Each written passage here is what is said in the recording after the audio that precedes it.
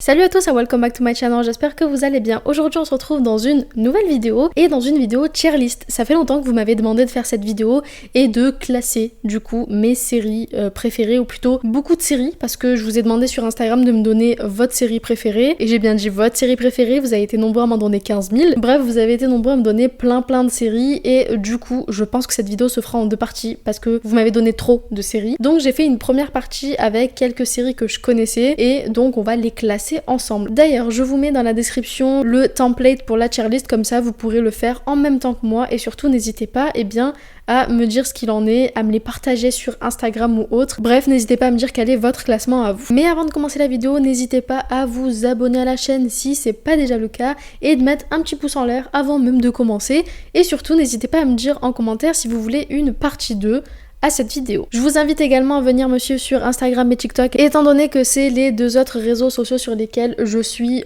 présente en dehors de YouTube, donc n'hésitez pas à venir vous abonner.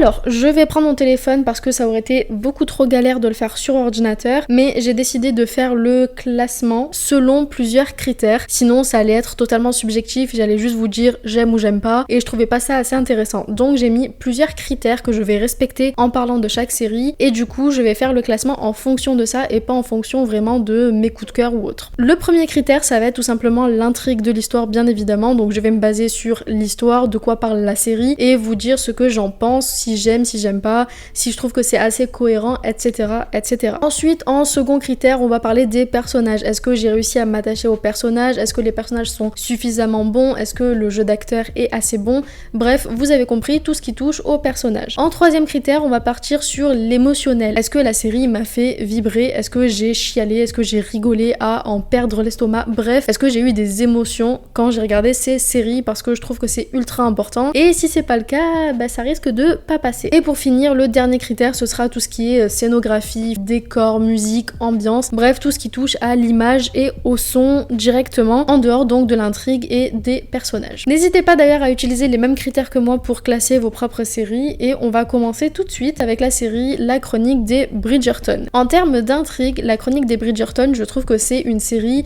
qui se démarque énormément des autres séries. C'est quelque chose qu'on voit pas forcément beaucoup. Le côté retour dans le temps, mais en gardant quelque chose de très moderne, je trouve ça incroyable. L'intrigue autour de la vie amoureuse d'une famille entière, c'est juste très bien trouvé, et je trouve vraiment cette série géniale en termes d'intrigue. Alors, vous allez le voir, mais je vais aller plutôt rapidement sur chaque critère, sinon la vidéo va durer 15 ans, étant donné qu'il y a beaucoup de séries dont on va parler dans cette vidéo. Donc, excusez-moi si je ne rentre pas plus en profondeur quand je vous donne mon avis. Donc, clairement, en termes d'intrigue, La Chronique des Bridgerton, pour moi, est une série qui a énormément de plus-value. Il y a vraiment un truc en plus, je trouve. La vibe est incroyable, et au niveau des histoires, que ce soit au niveau de la saison 1, la saison 2 ou même de l'autre série, donc La Reine Charlotte, j'ai trouvé que c'était assez en plus cohérent. C'était une intrigue qu'on avait envie de suivre, dont on avait envie de savoir la suite, les autres épisodes, les autres saisons, et d'ailleurs je fais partie de ceux, et je pense que vous aussi, qui attendent avec impatience la saison 3 pour voir la suite de cette famille Bridgerton et de tous ceux qui les entourent. Donc clairement, si je devais juger uniquement par l'intrigue, je mettrais dans la catégorie incroyable directement, mais on va quand même parler des autres critères. Donc comme je vous disais, le deuxième critère, c'est les personnages. En termes de personnages, La Chronique des Bridgerton remplit clairement les cases. On a des personnages qui sont très distincts les uns des autres, ils ont tous une personnalité, ils ont tous un attrait psychologique, physique, bref, il y a quelque chose qui nous transporte avec ces personnages-là, ils sont pas vides, ils sont pas fades. On a vraiment de quoi faire avec chacun des personnages de cette série, même si certains sont encore au rang de second plan, mais ce qui est normal. Mais en tout cas, à chaque saison, à chaque fois qu'il y a des personnages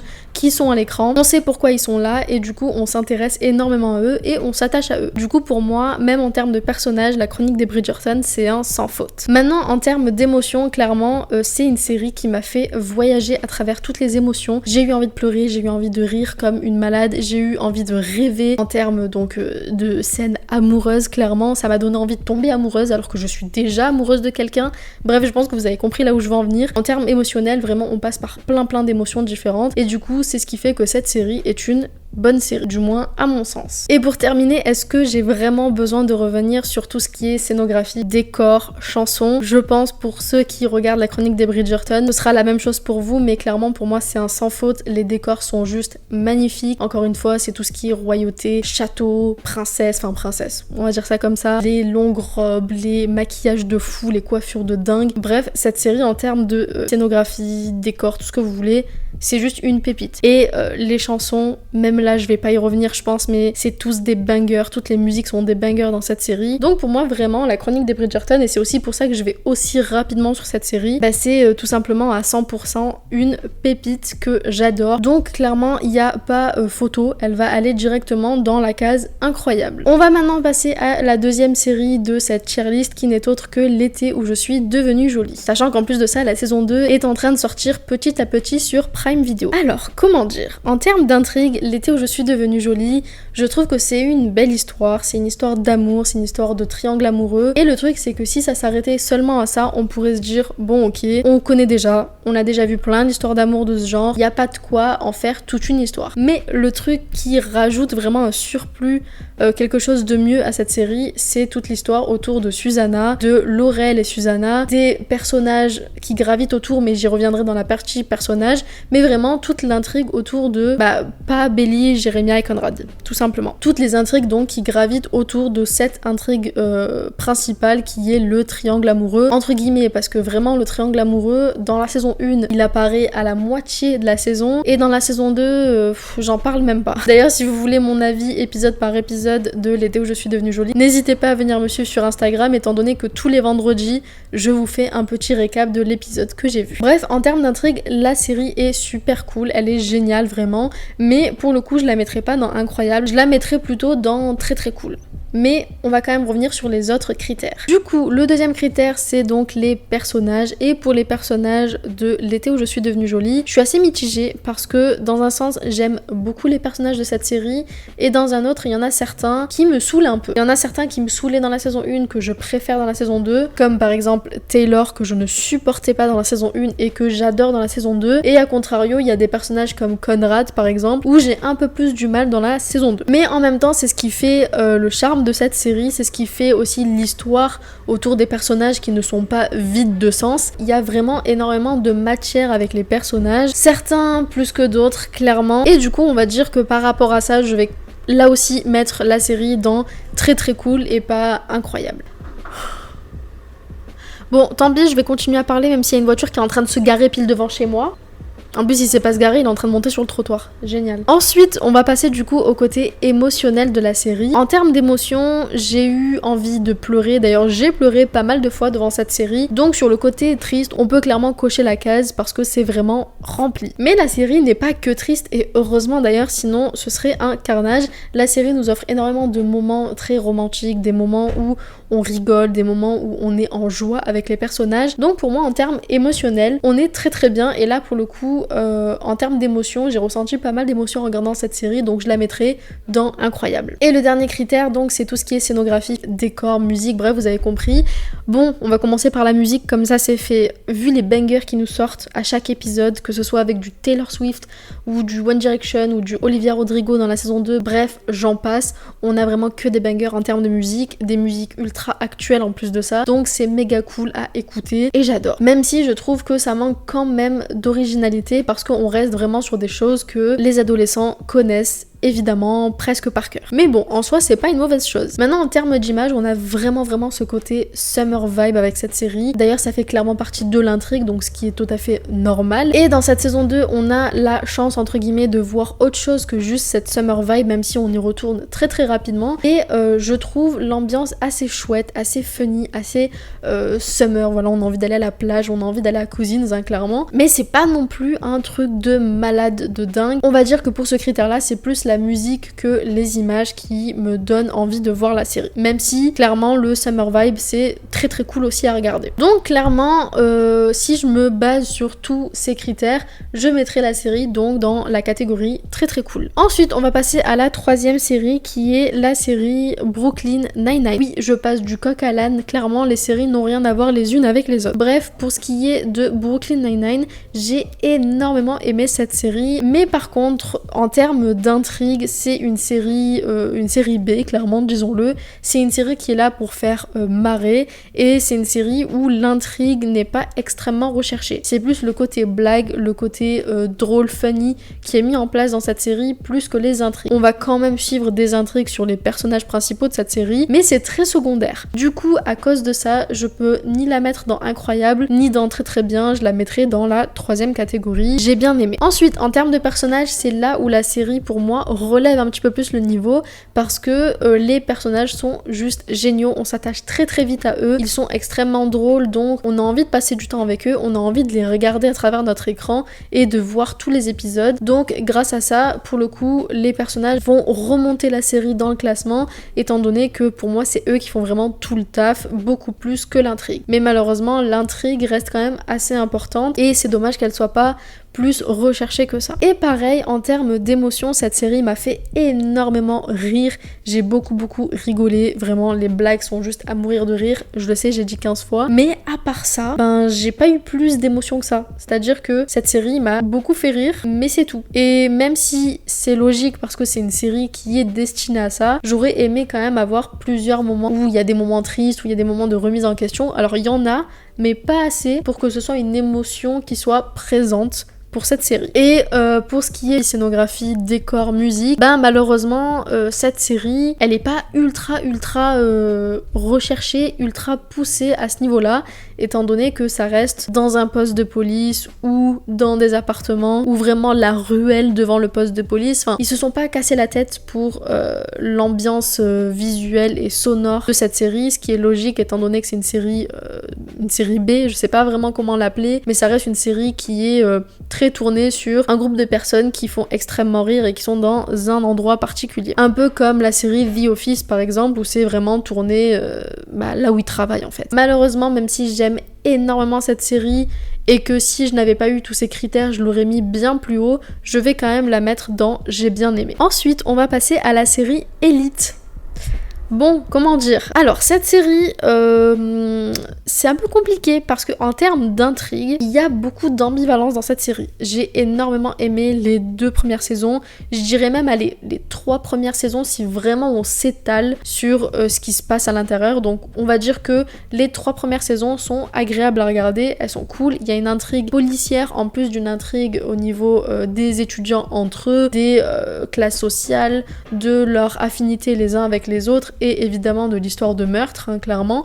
Donc au niveau intrigue, les 3 premières saisons sont incroyables, elles sont top et on est vraiment dedans parce qu'on a vraiment envie de savoir ce qui se passe, pourquoi ils en sont là, qu'est-ce qui s'est passé et découvrir avec eux toute l'histoire en fait. Donc en termes d'intrigue, les 3 premières saisons étaient trop cool. Mais le problème c'est qu'il y a eu 3 saisons après et que du coup les 3 saisons d'après, elles étaient pas ouf. Voilà, clairement c'était pas folichon, disons-le. La saison 6 heureusement réussit à remonter un tout petit peu le niveau vis-à-vis des saisons 4 et 5, mais ça reste moins bien que les premières saisons et malheureusement c'est ce qui fait que je ne peux pas mettre cette série ni dans incroyable ni dans très cool. Parce que si il y avait eu que les 3 premières saisons, clairement j'aurais pu mettre la série bien plus haut dans mon classement, mais je peux tout simplement pas parce qu'on peut pas ignorer les 3 saisons qui sont venues ensuite et la 7ème saison qui va bientôt débarquer d'ailleurs. En termes des personnages, là aussi c'est compliqué parce que étant donné que la série s'amuse à retirer tous les personnages qu'on a aimés dans les premières saisons, il reste que des nouveaux et du coup on a du mal à s'intéresser à eux, à s'attacher à eux. Du moins de mon point de vue. Je vais pas parler pour les autres, je vais vraiment parler pour moi, mais j'ai énormément de mal à m'attacher aux nouveaux personnages. Pour moi, les meilleurs personnages de cette série se retrouvent dans les 2-3 premières saisons et c'est tout. Donc là aussi en termes de personnages, il y a une ambivalence entre les 3 premières saisons et les 3 suivantes. Donc là aussi, je peux pas mettre ultra haut dans le classement parce que malheureusement la série a continué et c'est ce qui fait que plus elle continue et plus elle baisse dans mon estime. Ensuite, en termes émotion, à part être énervée de cette série et de ce qu'elle devient, il y a pas énormément d'émotions, voilà. Alors on va dire que dans les premières saisons il y avait cette émotion un petit peu de suspense, d'essayer de comprendre ce qui s'est passé, on s'attache aux personnages et tout, mais c'est vrai que émotionnellement parlant cette série ne dégage pas énormément de choses malheureusement. Du coup je vais pas en discuter pendant 15 ans, voilà quoi, ça s'arrête là. Et pour finir donc avec tout ce qui est scénographie, musique, images, ça se passe dans un lycée, ça se passe en Espagne, il y a énormément de choses colorées, de fêtes, de boîtes de nuit, et malheureusement en fait c'est pas ma cam, c'est pas mon délire. J'aurais préféré voir un autre aspect de ce côté espagnol, parce qu'il y a d'autres aspects, mais ils ont vraiment voulu jouer sur le côté partie de jambes en l'air et fête à gogo, et malheureusement c'est pas quelque chose qui me plaît. Du coup j'ai essayé d'être la plus objective possible, mais clairement cette série je vais devoir la mettre dans moins. Ensuite on va passer du coup à la série Charmed. Alors pas Charmed la série des années 90, mais la nouvelle, donc celle qui est apparue en 2018 je crois, qui compte 4 saisons, donc le reboot de Charmed. Ça va aller très vite. En termes d'intrigue, clairement c'est pas cohérent. En fait cette série, ce qui lui manque c'est une cohérence. C'est un fil conducteur intéressant, on part sur une base qu'on connaît déjà et on en fait n'importe quoi. Je vais pas revenir sur une critique complète de Charmed, j'ai déjà fait quelques vidéos dessus que je vous laisse aller voir, mais pour moi cette série malheureusement manque d'un truc en plus, et je pense que c'est aussi pour ça qu'elle a été complètement arrêtée après 4 saisons. Ça ne tenait pas la route, et même s'il y a eu quelques épisodes qui étaient cool, quelques moments qui étaient agréables à regarder, en termes d'intrigue, on a déjà vu en fait tout ça. Ils ont rajouté des trucs en plus mais qui collent pas vraiment. En plus de ça, ils ont voulu moderniser mais d'une certaine manière qui pour moi ne tient pas la route en fait pour ce type de série. Il y a plein de séries qui parlent de sorcellerie, de sorcières et tout dans un temps moderne entre guillemets et qui marchent très bien. Mais là, ça marche pas. Donc en termes d'intrigue, malheureusement, pas ouf quoi. Maintenant, en termes de personnages, on va retrouver un petit peu la même catégorie de personnages que dans la série originelle. Et là aussi, ça manque de saveur. Les personnages sont à mon sens très très plats et très très fades. Y a pas grand chose à en tirer. Y a la plus grande des sœurs que je trouve assez intéressante, mais à part ça, y a rien. C'est assez vide et du coup c'est compliqué d'en parler. En termes émotionnels, je vais être honnête avec vous, la série ne m'a procuré aucune émotion, donc je vais pas dire que je déteste, mais voilà quoi, je souffle. Et pour tout ce qui est scénographie, musique, ambiance, tout ça, les effets spéciaux sont éclatés, et malheureusement dans une série de ce genre on attend des effets spéciaux qui sont bons, et ça n'a pas été le cas. Donc voilà, y a pas grand chose à dire. Je l'ai pas mis dans la catégorie je déteste, parce que je n'irai pas jusqu'à dire que je déteste, mais je l'ai mis dans j'ai arrêté en cours de route, parce que c'est le cas, j'ai littéralement arrêté en cours de route. Ensuite, on va parler de la série Game of Thrones. Alors pour ceux qui le savent et qui me suivent depuis un moment, Game of Thrones fait partie de mes séries préférées. Il n'y a pas vraiment de suspense clairement, mais je vais quand même jouer le jeu et je vais quand même en parler avec les critères dont je parle depuis tout à l'heure. Donc en termes d'intrigue, Game of Thrones pour moi c'est une série qui a une intrigue déjà cohérente. On efface la saison 8, d'accord? Voilà, on reste sur les 7 premières saisons. Il y a une cohérence dans l'intrigue, il y a une cohérence dans toutes les lignées familiales, dans la politique, dans les histoires, dans les familles ou entre les différentes familles, que ce soit au niveau du pouvoir, au niveau de la chasse à ce fameux trône. Bref, il y a une cohérence. En termes géopolitiques, en plus de ça, on comprend, parce qu'il y a des séries qui veulent nous mettre tellement d'histoires géopolitiques qu'on finit par ne plus rien comprendre, aka The Witcher, que personnellement je n'ai pas compris. J'irai pas jusque là, mais vous avez compris. Revenons-en à Game of Thrones. C'est fluide, c'est cohérent, et même si ça paraît compliqué de premier abord, on arrive à suivre le fil conducteur de cette série, et en termes d'intrigue, je trouve ça incroyable. On a plusieurs intrigues qui sont tout aussi pertinentes et importantes les unes que les autres. Il n'y en a pas une qui est meilleure que l'autre, il n'y en a pas une qui est plus importante. Après, tout dépend de l'affection qu'on a pour les personnages. Il y a forcément des intrigues qui vont nous paraître plus importantes, mais de base, c'est vraiment mis sur un pied d'égalité pour vraiment nous faire voir plusieurs choses, et c'est trop cool. Cette série est juste géniale. En termes de personnages, c'est pareil. Les personnages sont tous ultra bien écrits, ils ont tous une personnalité, il n'y en a pas un seul qui est mis de côté, il n'y en a pas un seul qui est fade ou vide, ils sont tous incroyablement géniaux dans leur rôle respectif. Je dis pas qu'ils sont tous super gentils et c'est l'amour fou, même les méchants, même les antagonistes sont géniaux dans leur rôle parce qu'ils sont très très bien écrits, et honnêtement j'ai rien à dire sur les personnages en fait, ils sont juste top. Maintenant en termes émotion, je pense que Game of Thrones est l'une des séries qui m'a donné le plus d'émotions surtout de stupéfaction, si je peux dire. J'irai pas jusqu'à dire de la peur, mais plus de la peur de perdre des personnages qu'on aime. Et c'est un délire cette série en termes émotion, c'est un délire. Je vois pas ce que je peux dire de plus. Et est-ce que j'ai vraiment besoin de revenir sur l'aspect scénographie, décor, ambiance, tout ce que vous voulez? C'est quand même un truc dans un pays imaginaire, moyenâgeux, avec des dragons, des châteaux. Il y a une ambiance de fou quoi, vraiment. Les musiques sont géniales, genre premier degré, je m'écoute des fois des playlists sur les familles de la série Game of Thrones, pour vous dire, sans même regarder la série quoi. Voilà, je pense que j'ai pas besoin d'en dire plus pour vous dire à quel point j'aime cette série et évidemment ce n'est pas une surprise, je la classe dans incroyable. Ensuite on va passer à la série Squid Game, parce que vous avez été nombreux à me donner la série Squid Game dans vos séries préférées. Sachant que, rapidement avant de venir sur les critères, pour moi Squid Game est une série extrêmement surcotée. Elle n'est pas mauvaise mais elle est très surcotée. Bref, revenons-en aux critères. En termes d'intrigue, la série Squid Game est ultra novatrice. La série est vraiment cool, il y a vraiment un côté, comme je vous le disais, novateur. C'est quelque chose qu'on connaît pas forcément, qu'on n'a pas vu forcément ailleurs, quoique je crois que Alice in Borderland était sortie avant Squid Game, si je dis pas de bêtises. Mais voilà, il y a vraiment ce côté jeu, ce côté suspense, ce côté limite un peu horreur, mais c'est pas vraiment de l'horreur. Enfin, je sais pas comment expliquer, mais l'intrigue en soi est cool. Il y a une cohérence dans l'intrigue, il y a une cohérence dans les jeux, dans la manière de faire. En termes d'intrigue, franchement, c'est pas mal. J'irai pas jusqu'à dire que c'est l'idée du siècle, étant donné que la série s'inspire grandement de plusieurs mangas japonais, donc c'est pas non plus un truc qu'on ne connaît pas du tout. Mais en termes de série actuelle, oui, c'est assez novateur. Maintenant, en termes de personnages, eh bien c'est que on s'attache au personnage tout en sachant ce qui va se passer, parce que dès le premier épisode, l'ambiance est déjà installée. On sait comment ça va se passer, on sait comment ça va se terminer entre guillemets, donc on ne s'attache pas au personnage. Même si, bon, il y a quand même personnages auxquels je me suis attachée au fur et à mesure des épisodes, mais voilà, on sait où ça va tellement vite en plus que on n'a pas forcément le temps de réellement s'attacher au personnage. Et clairement, le personnage principal, même si je l'aimais bien, j'irai pas jusqu'à dire que j'étais ultra à fond sur lui ou que je l'aimais de ouf. C'est pas le cas, je l'aimais bien, mais sans plus. Maintenant, en termes d'émotion, il y a un peu ce côté étonnement, frustration, on sait pas trop ce qui va se passer, suspense, mais du coup, on est toujours dans une ligne directive des émotions. Il n'y a jamais de grandes fluctuations sur les émotions, on passe d'une émotion à une autre, on est choqué de ce qu'on ressent. Non, c'est toujours très linéaire en fait dans les émotions, et c'est quelque chose qui m'a un petit peu déplu. J'aurais aimé être réellement surprise et me dire « Ah, petit espoir, ah bah non ». Alors que là, en fait, c'est tellement linéaire qu'on sait ce qui va se passer et comment ça va se passer. En termes d'émotions, je suis restée assez...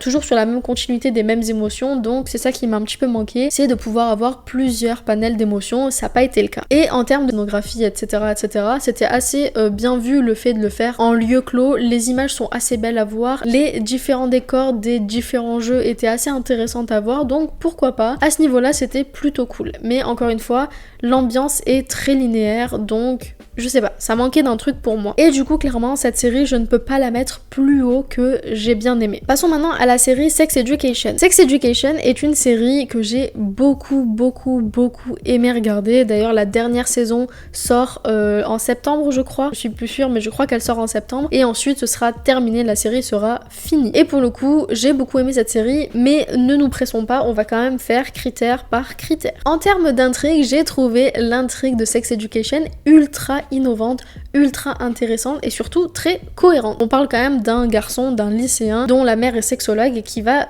devenir entre guillemets sexologue pour ses camarades de classe. Et je trouve ça incroyablement bien réfléchi, bien trouvé, et on n'a pas eu ce genre de série avant.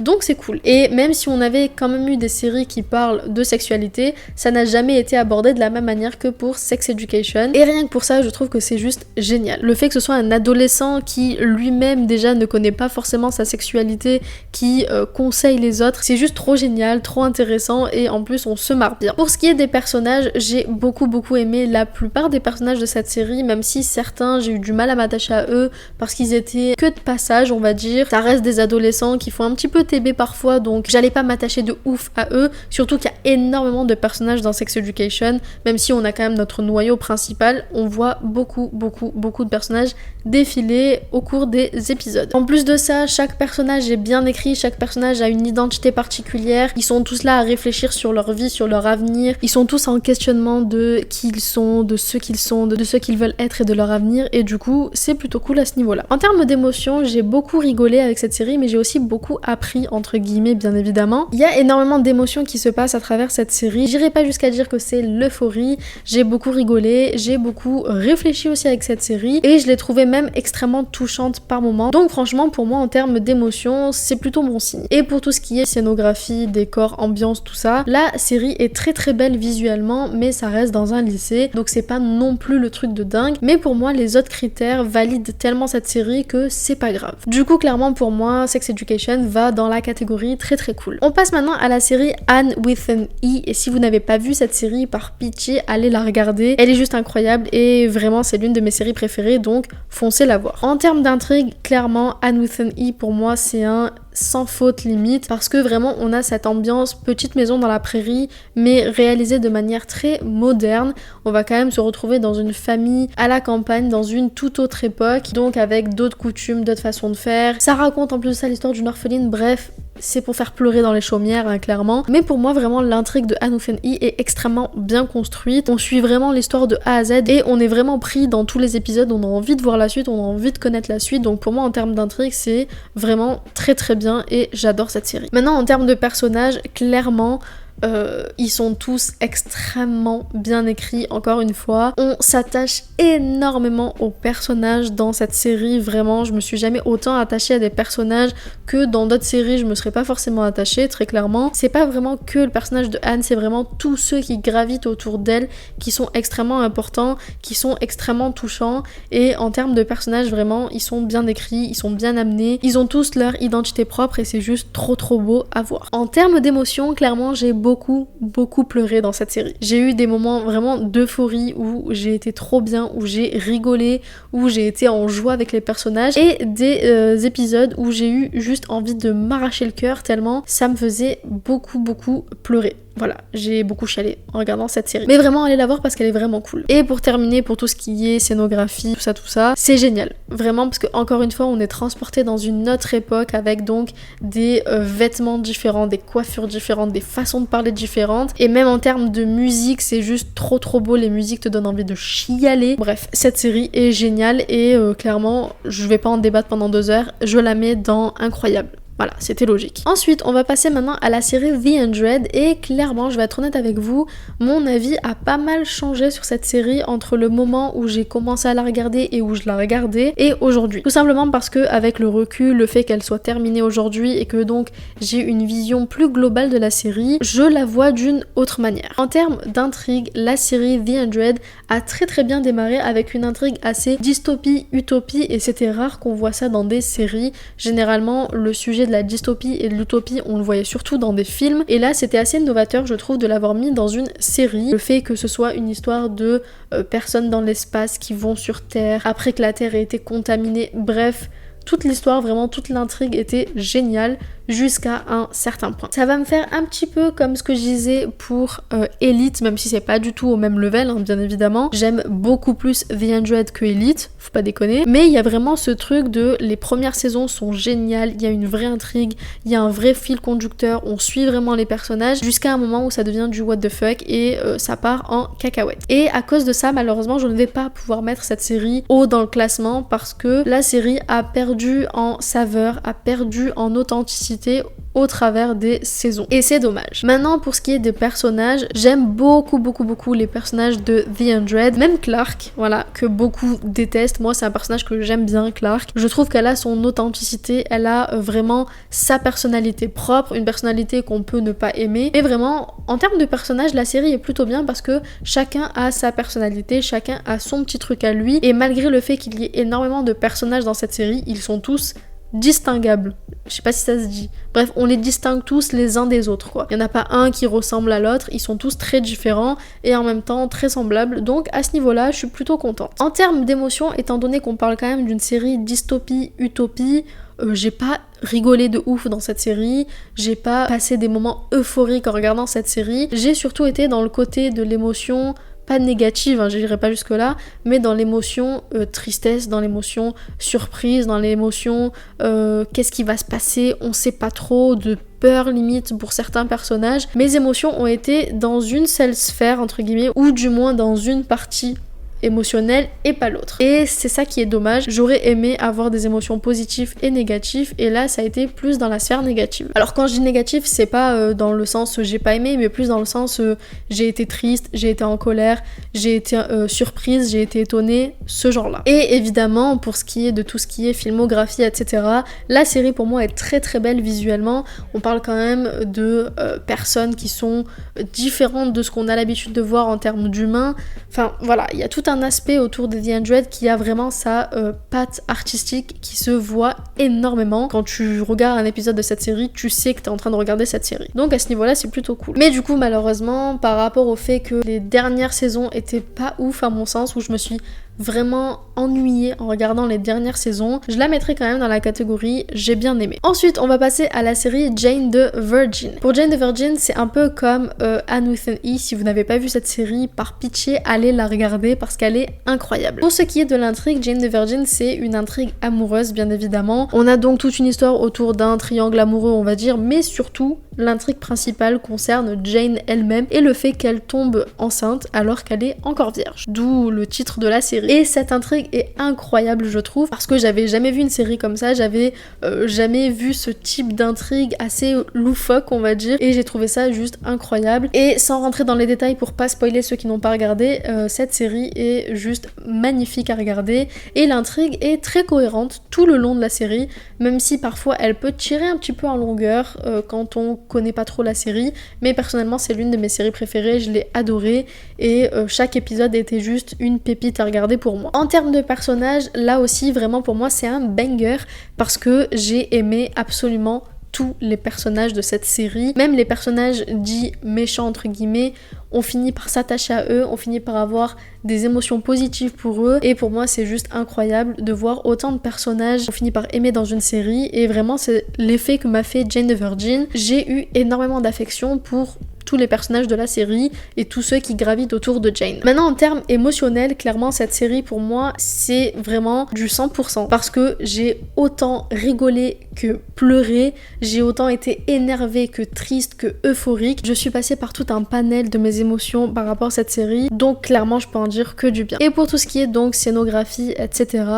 on a eu vraiment des endroits très mignons, on a eu différents endroits romantiques, magiques, et rien que pour ça, je peux que aimer en fait. Donc clairement, c'est pas une surprise non plus, mais cette série, je la mets vraiment dans incroyable. Ensuite, on va passer à la série Règne, pour ceux qui ne connaissent pas. Cette série date de il y a quelques années maintenant, et c'est aussi une série que j'adore particulièrement. Et pour ce qui est de l'intrigue, là encore, on se retrouve dans une série qu'on n'a pas forcément l'habitude de voir, ou du moins si, il y a certaines séries qui lui ressemblent énormément, mais pour ma part, c'est l'une des rares séries que je vois dans ce domaine. Ça va parler de royauté. On va retourner en arrière au temps des rois et reines de France, d'Écosse, etc. Et on va parler donc de la reine d'Écosse, Mary Stuart, mais également de la reine d'Angleterre, Elisabeth, et du roi de France, François. Bref, ça va parler énormément de royauté, il va y avoir une intrigue autour donc de cet aspect-là, donc géopolitique, mais également de l'aspect donc amoureux entre donc Mary Stuart et le roi François. Bref, il va y avoir énormément de choses qui sont super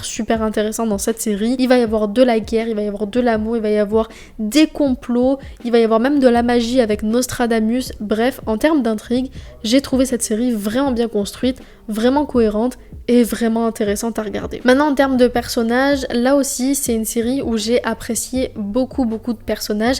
J'ai aussi beaucoup détesté certains personnages, mais détesté dans le bon sens. Je les ai détestés parce qu'ils étaient tellement bien écrits en tant que méchants ou en tant qu'antagonistes que je ne me voyais pas autre chose que les détester. Vous voyez ce que je veux dire? Et pour ce qui est des personnages que j'ai aimés, eh bien je les ai aimés de tout mon cœur. Maintenant pour ce qui est du côté émotionnel, là encore j'ai énormément pleuré en regardant cette série, mais j'ai aussi été énormément euphorique, surtout dans les moments de bonheur pour Mary Stuart, moments qui n'étaient pas beaucoup d'actualité. Mais bref, je vous laisse aller voir la série pour ceux qui l'ont pas vue, mais vraiment en termes d'émotion, Il y a énormément de choses, on passe par beaucoup de choses différentes tout au long de la série et rien que pour ça c'est trop cool. Et pour ce qui est de la scénographie, des costumes, des décors, etc., on parle quand même de royauté, on parle quand même de château, de reine, de roi, donc vous imaginez bien que les costumes étaient incroyables. Les musiques ressemblent un petit peu aussi à tout ce qu'on a dans la chronique des Bridgerton avec des musiques actuelles qu'ils ont repris en version orchestre et c'est juste génial à regarder et à écouter. Et là aussi je suis obligée de mettre la série en incroyable, tout simplement. Ensuite on va passer à la série Stranger Things et je vais me faire beaucoup d'ennemis je pense en parlant de Stranger Things. Donc commençons par l'intrigue. Pour ce qui est de l'intrigue, Stranger Things c'est une série qui a été assez novatrice au moment où elle est sortie. C'était le genre de série qu'on n'avait pas l'habitude de voir avec des enfants qui étaient mis en premier plan et c'est quelque chose qu'on n'avait pas très clairement, à part comme dans certains films des années 80 par exemple ou des années 90, on n'avait pas vraiment de série de ce genre au moment où c'est sorti et du coup ça a ramené vraiment ce vent de fraîcheur avec Stranger Things. Personnellement j'avais adoré la saison 1, c'était un truc de dingue ce qui venait de se passer, on avait une série qui sortait complètement de ce qu'on avait l'habitude de voir et c'était génial. Mais à mon sens je trouve que la série a quand même vachement tiré en longueur et que au niveau de l'intrigue on finit par rentrer dans des choses qui, j'irai pas jusqu'à dire que c'est pas cohérent, mais c'est toujours plus loin quoi, ça va de plus en plus loin, de plus en plus dans le what the fuck et pour moi c'est un petit peu trop. Donc en termes d'intrigue j'ai beaucoup aimé les premières saisons mais c'est vrai que plus on avance et moins je suis attachée à cette intrigue qui pour moi tire en longueur. Pour ce qui est des personnages, j'ai comme je vous l'ai dit beaucoup aimé le fait qu'ils mettent des enfants en premier plan, que ce soit eux les personnages principaux et pas les adultes. Je trouve ça vraiment très chouette et en plus de ça on s'attache vraiment à eux parce qu'on les découvre enfants très jeunes et on grandit avec eux au fur et à mesure des épisodes et des saisons. Et juste pour ça c'est incroyable et en plus de ça tous les personnages qui gravitent autour de ce groupe d'enfants, eh bien on s'y attache énormément et on les aime beaucoup au fur et à mesure de la série. Donc pour moi les personnages sont vraiment le point fort de Stranger Things, bien plus que l'intrigue. Maintenant en termes d'émotion, j'ai beaucoup rigolé avec cette série, j'ai beaucoup été choquée aussi dans cette série, j'ai eu ce truc de vraiment de suspense, de savoir ce qui va se passer, comme par exemple dans la dernière saison qui est sortie avec le fameux épisode où Max court avec cette fameuse musique qui nous a rendu dingue pendant des mois, clairement. J'avais vraiment ce truc de wow, qu'est-ce qui est en train de se passer, de pas d'euphorie pour le coup, mais vraiment de galvanisation, on va dire. Donc en termes d'émotion, c'était plutôt cool, mais je m'attendais quand même à un petit peu plus. Et pour ce qui est de la scénographie, je pense que je n'ai pas besoin de revenir dessus.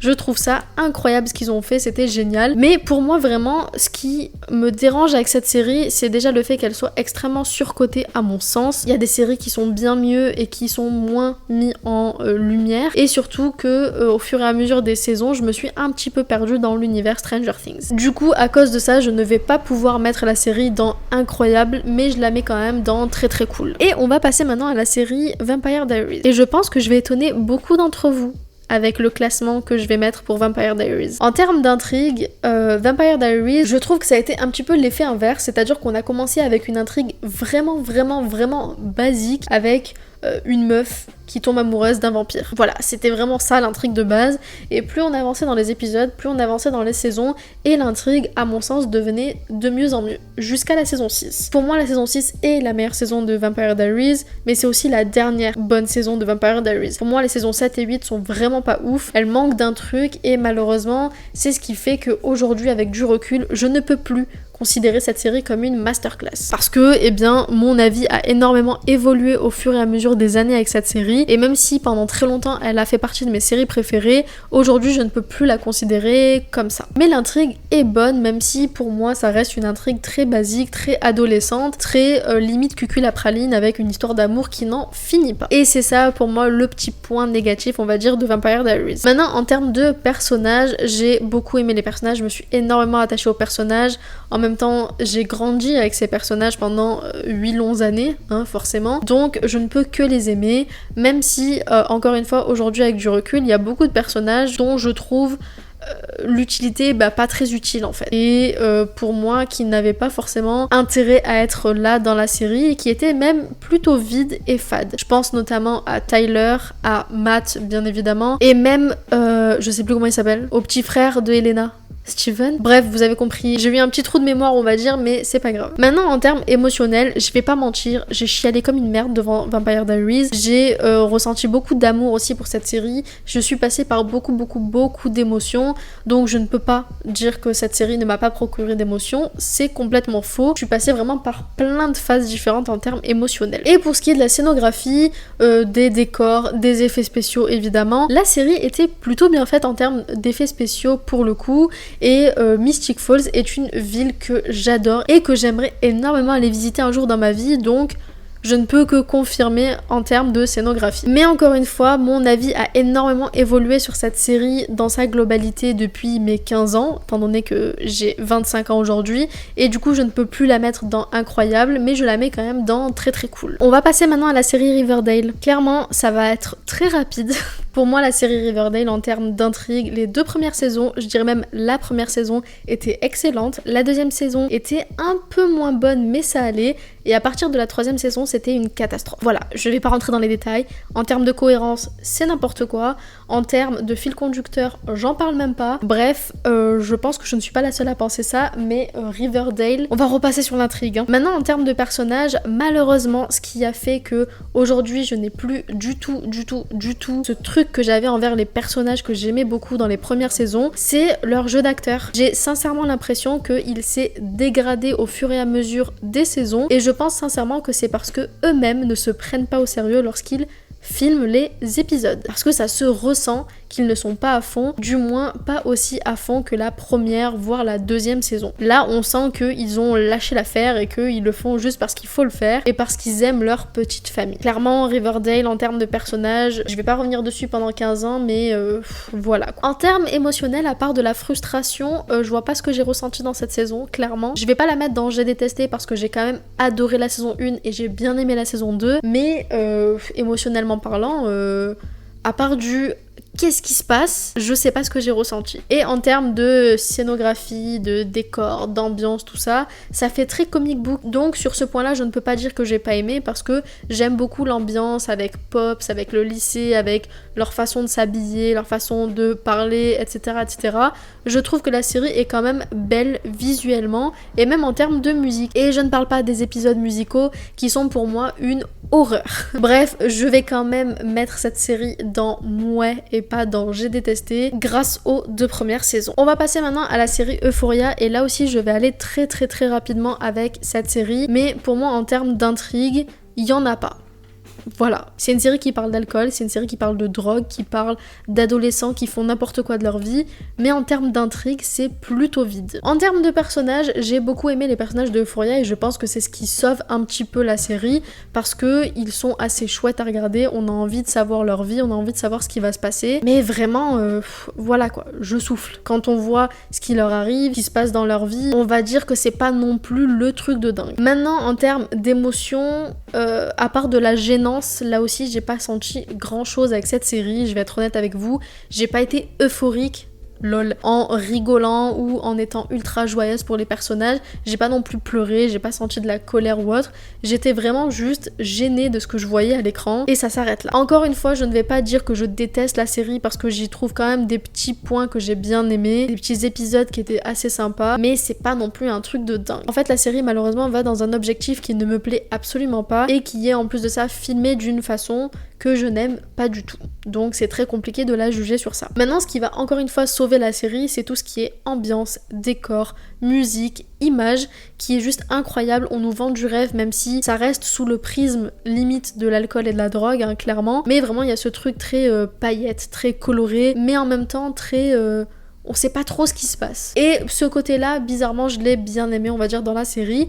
Et c'est pour ça que je ne peux pas mettre la série dans j'ai détesté, parce que si je déteste une série, je ne la regarde pas, très clairement. Mais je vais quand même la mettre dans ouais. Ensuite, pour ce qui est de Bates Motel, ça va aller très vite étant donné que je vais tout de suite la mettre dans la catégorie j'ai arrêté de regarder. J'ai commencé la série, j'ai bien aimé l'intrigue, j'ai bien aimé le fil conducteur, mais je trouve que la série est très très lente à regarder et c'est ce qui a fait que malheureusement j'ai arrêté en cours de route. Donc je vais pas en parler plus que ça. Et on va terminer avec une série que j'adore qui est Supernatural. J'aurais bien aimé continuer cette vidéo mais ma caméra est en train de surchauffer et en plus de ça elle va être beaucoup trop longue si je continue. Donc n'hésitez pas à me dire en commentaire si vous voulez une partie 2 avant que je termine avec Supernatural. Donc je disais Supernatural en termes d'intrigue, même si il y a certains moments dans la série comme la saison 7 par exemple et un petit peu la saison 8 qui m'ont déconnecté de l'univers où j'ai eu énormément de mal à continuer. J'ai donc fait une pause avant de reprendre la série à la saison 9. Il y a juste eu quelques petites saisons, quelques petits moments où j'ai moins accroché à l'intrigue, mais en termes général c'est une intrigue que j'adore. Le fait de mettre deux frères qui sont des chasseurs et qui doivent chasser des monstres, c'est juste génial et c'est pile ma came, donc j'ai pas grand chose à dire à ce niveau-là parce que vraiment, chaque saison a une nouvelle intrigue, chaque saison amène de nouvelles choses, de nouveaux personnages, une nouvelle perspective et c'est juste génial à regarder. Donc en termes d'intrigue, pour moi, c'est au top du top. Maintenant, en termes de personnages, clairement, pour vous dire, c'est le casting que je rêve de rencontrer parce que j'ai adoré chacun des personnages de cette série que je trouve extrêmement bien écrit, extrêmement bien construit. Ils ont tous vraiment leur truc à eux et on finit par énormément s'attacher à tous les personnages, même ceux qui viennent une fois tous les 3-4 saisons, on les adore. En termes émotionnels, clairement, je me suis marrée devant cette série, j'ai chialé devant cette série, je me suis sentie en colère devant cette série. Là aussi, mon panel d'émotions, j'y ai eu droit de A à Z. J'ai eu toutes les émotions possibles et inimaginables en regardant cette série et c'est pour moi l'une des choses les plus importantes quand on regarde une série, c'est les émotions qui passe au cours des épisodes. Et pour finir en termes de scénographie, eh bien chaque épisode est différent, chaque épisode se passe dans une ville différente, dans un lieu différent, avec une histoire différente, avec des personnages différents et rien que pour ça en fait c'est juste génial, même si ça garde quand même un point de départ avec une colorimétrie assez spéciale, avec des effets spéciaux qui sont assez uniques. C'est vraiment des effets spéciaux par exemple qui sont propres à Supernatural et c'est juste génial. Donc pour moi cette série je la mets clairement dans incroyable. Enfin bref, je vais m'arrêter là avant que ma caméra s'éteigne parce qu'elle a extrêmement chaud. J'espère que la vidéo vous a plu, n'hésitez pas à me dire en commentaire quel est votre classement. Je vous rappelle que je vous mets le template vide en description donc n'hésitez pas à le remplir. Si la vidéo vous a plu, n'hésitez pas à mettre un petit pouce en l'air et à vous abonner à la chaîne si c'est pas déjà fait. Pour ma part, je vous fais plein de bisous et je vous dis à la semaine prochaine pour une nouvelle vidéo. Bisous.